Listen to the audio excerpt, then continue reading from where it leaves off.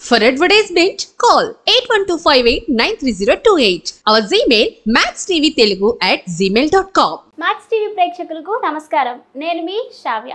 ప్రస్తుతం మనతో పాటు ఉన్నారు ప్రముఖ ఆధ్యాత్మికవేత్త, ప్రముఖ జ్యోతిష్య వాస్తు పండితులు సుభశ్రీ శర్మ గారు. మరి గురుగారితో మాట్లాడి అనేక సందేహాలు ఈ రోజు వీడియోలో తెలుసుకుందాం.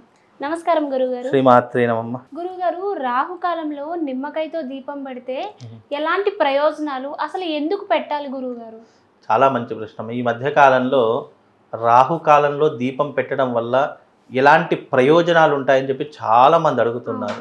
నిజానికి రాహుకాలం అనేటటువంటిది ఏంటి అంటే, మనకు రాబోయేటటువంటి విపత్తులు కానివ్వండి, రాబోయేటటువంటి గండాలు కానివ్వండి, జాతకంలో ఎవరికైనా కాలసర్పదోషం ఉన్నా, నాగదోషం ఉన్నా, రాహుకేతుల యొక్క ప్రభావం మీ మీద సంపూర్ణంగా ఉంది అని అనుకున్నటువంటి వాళ్ళు తప్పకుండా ప్రతిరోజు రాహుకాల సమయంలో నిమ్మకాయ రసాన్ని పిండేసేసి ఆ నిమ్మకాయల్ని ఒక ప్రమిదలాగా చేసి దాంట్లో తప్పకుండా నూనె వత్తులు వేసేసి, అది అమ్మవారి యొక్క దుర్గాదేవి అమ్మవారి దగ్గర ఎవరైతే ఆ నిమ్మకాయలో ఉన్నటువంటి దీపాన్ని వెలిగిస్తారో వాళ్లకు నాగదోషం తొలగిపోతుంది, అలాగే కాలసర్పదోషం తొలగిపోతుంది, రాహుకేతుల యొక్క ప్రభావం తొలగిపోతుంది. ఎందుకు ఇది వెలిగించాలంటే, జాతకంలో రాహుకేతులు బాగాలేకపోయినా, మనకు జాతకంలో రాహుకేతులు బాగా లేకపోతే ఎలాంటి దుశ్చర్యలు జరుగుతాయి మన జీవితంలో అంటే, సరైనటువంటి సమయానికి వివాహం కాకపోవడము, వివాహం ఆలస్యం అవ్వడం ఒక కారణము.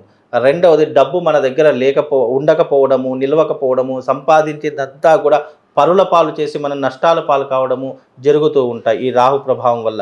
అలాగే మనము అనవసరమైనటువంటి దానికి భయపడిపోవడము, కలలు విపరీతంగా పడడము, కలలలో పాములు సర్పాలు కనిపించడము, అడవి లాంటి ప్రదేశాలు కనిపించడము, నెగిటివ్ ఇంపాక్ట్కి సంబంధించిన కొన్ని ప్రదేశాలు కనిపించడము, ఇవన్నీ కూడా రాహు యొక్క ప్రభావం వల్ల జరుగుతాయి. రాహు మన జాతకంలో బాగా లేకపోతే భార్యాభర్తల మధ్య చీటికి మాటికి ప్రతి ఒక్క చిన్న విషయానికి గొడవలు చెలరేగేలా చేస్తూ ఉంటాడు.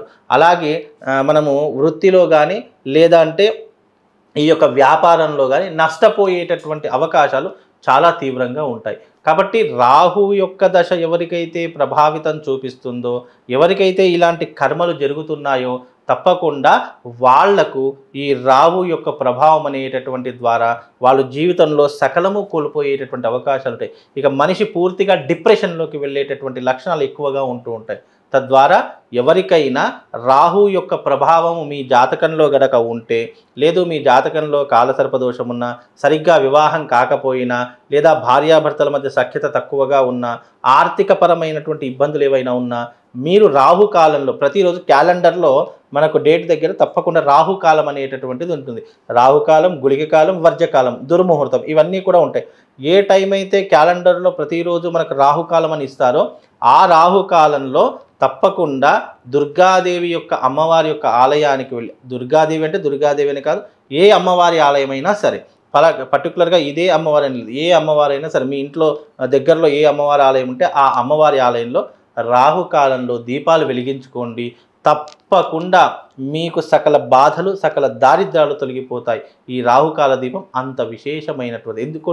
రాహు గ్రహానికి అధిపతి ఎవరు అనంటే చండీ పరదేవత అమ్మవారు. కనుక అమ్మవారిని పూజించడం వల్ల రాహువు యొక్క ప్రభావము తగ్గుముఖం పట్టి ఆయా జాతకుడికి సరైనటువంటి కర్మలను ఆ తల్లి అందజేస్తుంది. అందుకే రాహుకాలంలో దీపం పెట్టడం వల్ల మనకు అదృష్టము, శుభము, లాభము అన్నీ కూడా కలుగుతాయమ్మా. చాలా చక్కగా వివరించారు గురుగారు. ధన్యవాదాలు. శ్రీమాత్రే.